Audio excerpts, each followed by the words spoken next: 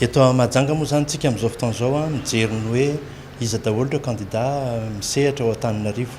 Raha ny fahitako azy manokana aloha Tahina Razafinjoelina zany efa nilatsaka filoham-pirenena izy, ary izy moa mpampianatra mahafantatra tsara zany ny hoe ahoana ny hitondrana ny Antananarivo.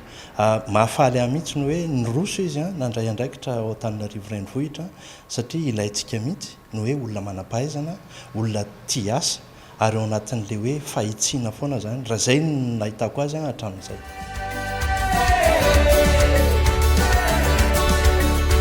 Razafinjoelina zany dia manana traikefa izy amin'ny resaka fitantanana, ary zava-dehibe ary mety ho zavatra tsy ho azon'ny olona eritreritra ny resaka hoe numerika, satria numerika zany dia ahafahana miady amin'ny kolikoly, ary izay zavatra izay zany no hitako hoe lehibe ao Antananarivo, satria betsaka ilay kolikoly, ary betsaka ihany koa zany ny asa tsy vita teo ariva izay ny commune moa no miandraikitra azy.